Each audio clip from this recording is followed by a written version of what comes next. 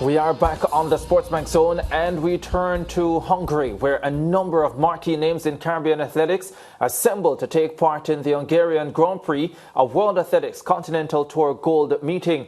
There were 6 English-speaking Caribbean winners, headlined by St. Lucian Julien Alfred, who stunned Sha'Carri Richardson, handing the American her first 100-meter defeat of 2023. There were also wins for Jamaican Sharika Jackson over 200 meters, Johan Blake at 100 meters, and Antoinette Knight in the 400-meter hurdles, as well as the Bahamian Stephen Gardner, who sped to a world-leading 43.74 in the men's 400 meters, and the Barbadian Shade Williams, who clocked a season's best 50.34 to win the women's equivalent. So much to discuss in this segment, so let's invite our in-house track and field analyst and senior writer at SportsMax.tv, Leighton Levy, who joins us in studio today. Leighton, it's great to have you. I guess we had so much fun yesterday that you decided you had to be here today. Yeah, and you're looking particularly smart today with pink tie, black shirt. You like the pink? Man looks like a pastor today. Boom. Oh, praise the Lord, brother. Praise the Hallelujah.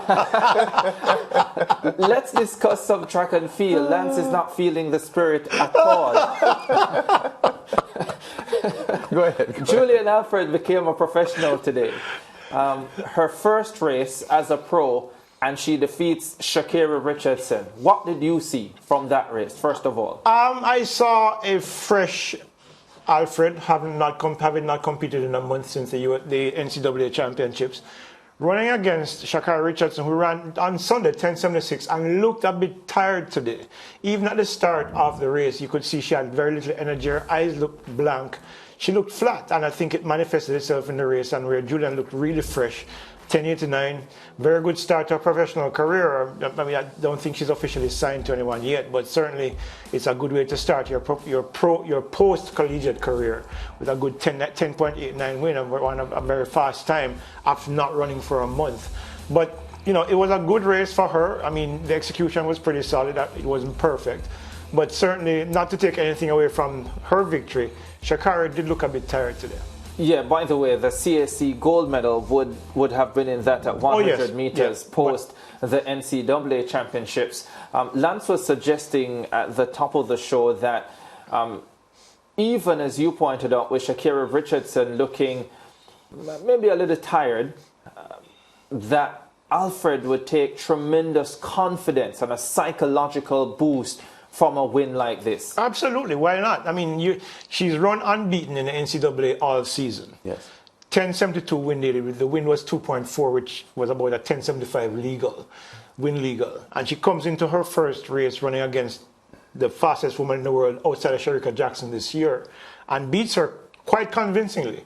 This is a very good start for her going into a professional career. It's a nice confidence-boosting win at any level, let alone in her first race as a professional athlete. Yeah, she hasn't yet started to flourish on the global scene, but it's obvious that she's at that level now that she will. How proud should St. Lucians be of her? Laverne Spencer spent a couple of decades among the most elite high jumpers in the world and still is the all-time Caribbean leader at 1.98 meters. How thrilled should the St. Lucians be about Julien Alfred? I don't think they can be any prouder of her because she said, I think during the course of the last 2 seasons, she must have broken her own national records at least 6 times. Yes.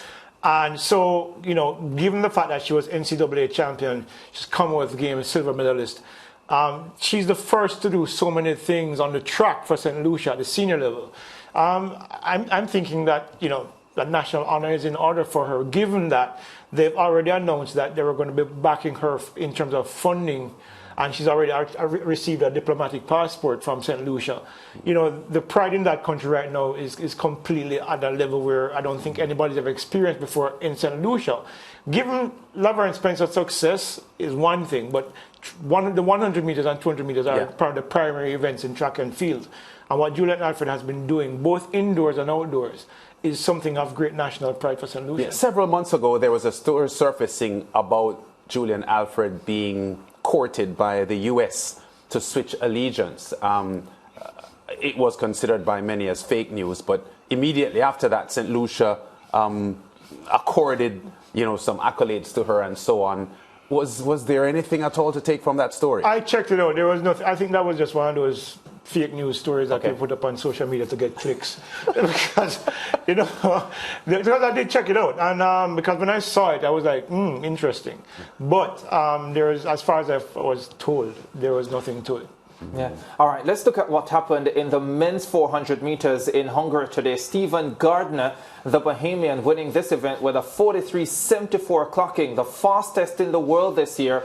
The Jamaican Rusheen McDonald finishing in second position at 44.03 seconds. Let's start with Stephen Gardner because there are a few issues to discuss from this race. Olympic champion in Tokyo, world champion in 2019 in Doha, Qatar, missed last year's world championships because of injury, and he has returned this season looking in spanking form. Leighton, is there another man who can beat this Bahamian going one lap? If there is anybody, I haven't seen him yet.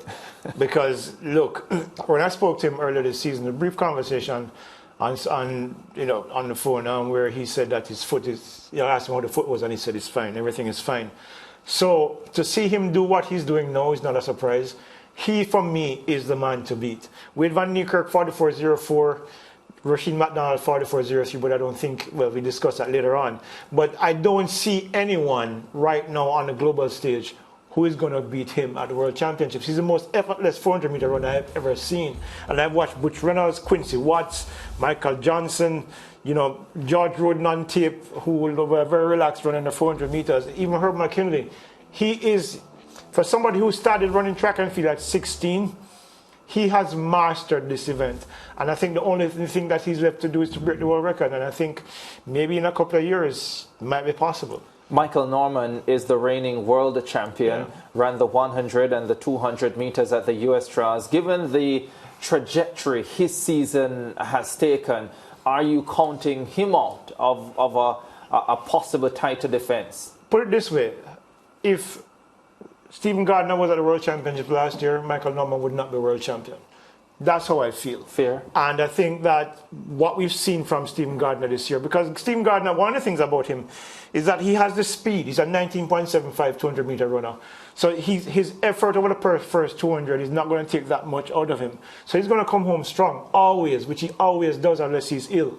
And what we saw today is just another example of just how good this kid is. And I think if anybody beats him in Budapest next month, I will be shocked. Honestly shocked. Yeah. Rusheen McDonald. Oh, that's a very curious story. the Jamaican selector. So here's a look at the results from today. Gardner winning ahead of McDonald and Vernon Norwood of the USA. Rusheen McDonald did not turn up for the semi-finals of the Jamaican Championships. As it is now, Jamaica has two automatic qualifiers, the top two from the trials. Sean Bailey and Antonio Watson. Sean Bailey and Antonio Watson. Javon Powell, who finished third, does not have the automatic qualifying standard, but he is currently the 48th ranked athlete in the world, which means he is currently in a qualifying position for the World Championships. If he holds on to that position, and when you also consider that in the national championship final was Zandrian Barnes, who has the qualifying mark for the World Championships, what should the J3As do? Now, Leighton, before you answer that question, I just want to look quickly at the J3As selection policy, because I think this will inform us as to how we have discussions around this particular issue. And I want to look at rule number 2 and 7 as part of the J3's selection policy as soon as we can have a look at those. So this is 2. Athletes placing in the first 4 positions in the 100 and 400 meters will be named to the relay pool. The remaining members of the relay pool will be selected by the J3A selection committee. Now, that is the important part of this rule number 2, that there is a possibility that someone like Rusheen McDonald could get onto the relay pool. All right. Now, I want to look at 7 as well, because many individuals have been saying if Rusheen McDonald got a medical exemption or requested a medical exemption, well, he should be fine. The question I've been asking is Rusheen McDonald eligible for a medical exemption? This is what the rule says. Athletes who are ranked or listed in the top 3 in the world for their event who are ill or injured at the time of the national championships and are granted an exemption from competing at the championships may still be considered for selection, provided that they are able to prove their world ranking form prior to the final submission of the entries for the competition. Now, if I am reading this right, and let's have this conversation, Leighton, at the time of the national championship, Rusheen McDonald was not ranked in the top 3 or listed in the top 3 in the world. Now, we can also have a discussion on what does being top 3 in the world mean, because that's not as clear as it used to be, if it was ever clear. So, Leighton, what do you do with Rusheen McDonald, given the information that we have in front of us here? I'm throwing all those rules out the window. But you can't, Leighton. No, you can't. How can you throw the rules out the window? Thing. All right, here's the thing. And I get the rules, and the rules are very clear. Well, for the most part. But it is in the J3's best interest to select their best team for the World Championships. Is that not so? I don't know that. Or is it in the best interest of the J3As to ensure they follow their own rules? Yeah, and that is completely clear. That's why they have rules, that you're guided by these rules. Yes. But there are certain circumstances which I believe, and this is one of them, because we had a previous discussion today, and I gave it some thought. And I was like, if you have a guy who came to the national championships, ran really comfortably in the preliminary round, did not show for the semifinals because, as word has it, he had a niggle, and they were being cautious about not aggravating it any further. And then he comes out and runs the 3rd fastest time in Jamaica's history. The only people who are faster than Rusheen McDonald today is Rusheen McDonald's 43.93 national record and Akeem Bloomfield's 43.94. The rules are the rules, but rules can be broken. And I think in this circumstance, I don't think anybody could blame the J3As for selecting him for the individual 400 meters, because he's now this is now the 3rd fastest time ever run by a Jamaican before. So, and only one other person has been faster. Yeah, only one other person has been faster. Because he's the national record holder. Exactly. And the reality is that Zanjan Barnes and Javon Powell, I'm sure they wouldn't necessarily be a critical question here, Ricardo and Leighton, would be, you said he had a niggle. So did he ask for a medical exemption? He's not eligible for one, which is the point I was making based on the rules. So he couldn't ask for one? Based on the rules, he is not eligible for a medical exemption because at the time of the nationals, he was not ranked in the top 3 in the world. So he couldn't ask for one? So what the rules do say is that there is the possibility to select him as part of the relay pools, in this case, because you have both the mixed 4x4 and the men's 4x4. I guess the way I would want to put the question, all right, since he wasn't eligible, did he formally explain why he didn't turn up for the semis, or he just didn't turn up? Because to me, my understanding is that he did formally explain why. But why should that matter, Lance? It just seems to me the right thing to do. If you're missing from an event that you had qualified for, and you just don't turn up. But even if it's the right thing to do, Lance, how does it help him now? Based on the rules, I understand that. The rules are there, and the rules have to be adhered to in most instances. But look, if I'm putting myself in Garth Gale's shoes right now. If I have the national champion at 44.43. Yes. The second place runner at 44.54. And I have a guy who showed up for the trials. Yes. And runs 44, but did run the heats, 45 something in the heats, right? Yeah. And then comes back after injury, which they're aware of, and runs 44.03. Why would I not pick him on my team? That's kind of like you have Lionel Messi, for example, he was injured, and you're playing the Champions League final, and Messi is suddenly healthy. Why wouldn't you put him in your team? Let me play devil's advocate. Let us say you are Javon Powell or Zandrian Barnes. 2 youngsters looking to break through, hopefully hoping to move into the professional ranks. You have the qualifying standard. you are thinking about your future and you're thinking, here's an opportunity for me to go to the World Championships and prove yourself, make a global final at least, and get a contract that will sustain me for another 3 or 4 years, and that opportunity is taken from me after I have done everything that the selection rules say that I should do. Yeah, and life is not fair. Here's the thing. What is the plausibility of Zandrian Barnes or Javon Powell making a World Championship final? Well, Zandrian Barnes is 44.90, Yeah, and I don't want to have that discussion. No, and I tell you why I don't want to have that discussion. Because athletes can improve. We've seen athletes go to major events and they have relatively average performances and they rise to the occasion and they do well. There are many individuals who thought Zandrian Barnes would have gone faster than his 44.90 at Nationals. He didn't.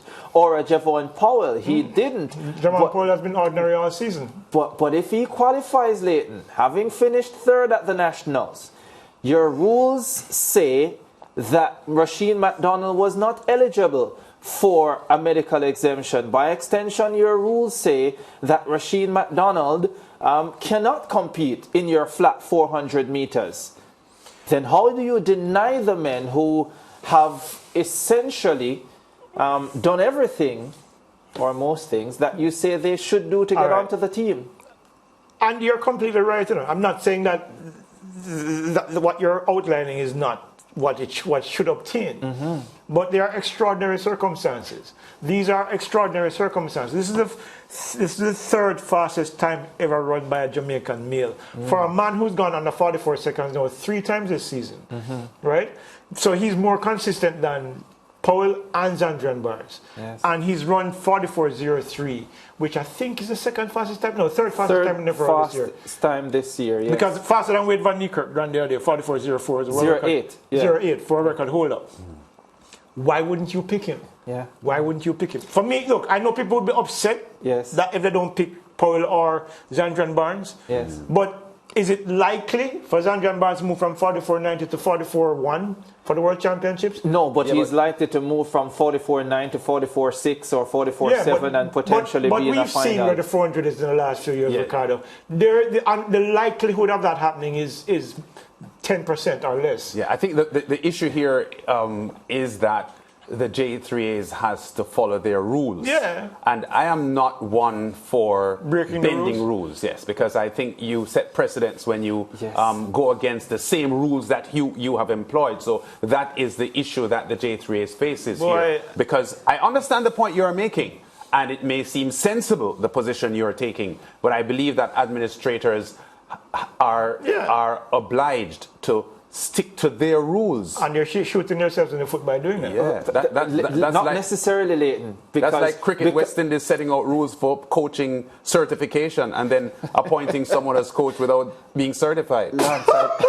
I did not expect that from you. Here is something that is well within the rules. You're getting a bag of laughs today. Here is something that is well within the rules, as we just pointed to. Johan Blake, 10:01. 10:04 victory today after his 10:01 at the Diamond League on Sunday. It is well within the rules that Johan Blake can be named to the relay pool. Someone suggested to me that because of his experience and the relative inexperience of the rest of the squad, that the selector should look at adding Johan Blake to the relay pool. How do you see it? That I have no problem with. However, if Johan Blake had run 9.71 today, that would be a different argument altogether. The thing is, Blake, I think, has proven himself over the years. I remember the world record teams from 2008, world record teams in 2012. He's an experienced campaigner. 10.01, 10.04 shows that he'll be a valuable member of the 4x1 squad. So I would include him. But going back to the original conversation, if he had run 9.71 today, why would you deny him an opportunity? Ricardo, Lane has admitted to us, right, that as a schoolboy, he had spent a lot of time in the headmaster's office at Knox College and the Carteret, which does suggest that he's a bit unruly. Well, he was in his young days. And I think we're seeing a little bit of that here. I think we're seeing a lot of it. Leighton, I think you're going down a dangerous path with this because I think once you start bending the rules, and if you bend them this year in the name of trying to get a medal, there are going to be situations next year where persons say, well, you bend the rules last year, so what's the issue this time around? That's the problem. You bend the rules for that person, but you're not bending them for this person. Why? This is an extraordinary circumstance. How many times have a Jamaican run? Why is it extraordinary? Because you want a medal? No, that's why it's extraordinary? Because as of this moment, Rusheen McDonald is your fastest 400-meter runner. No, Leighton, that's not why. It's because you want a medal. Well, that's what the World Championships are about, aren't they? Not necessarily, depending on who you are, where you are in your career. This idea about, exposure and giving opportunity. The reality is that the guy ran 44.03. How about you adjust your rules, if you can, to ensure that a situation like this in the future, or you don't end up in a situation like this in the future where a potential medalist will be left off your team? Yeah, well, the rules can always be amended because there was a rule that said that the third place at the national championships was discretionary. So, if that rule still applied, it doesn't. It's nowhere there. Yeah, it's nowhere there anymore. Yeah. But if it was still there, then Rusheen McDonald has an open door into the individual placing. So the reality is this: I'm not saying that the rule should be broken ad nauseum because you want to do whatever you want to do. But you have to admit that what happened today was an extraordinary circumstance. And extraordinary circumstances don't come along very often. Leighton, you said the door would have been open if that discretionary position still remained. Well, right now it's probably just a window. We take a break. We're going to come back. We have more track and field to discuss after this.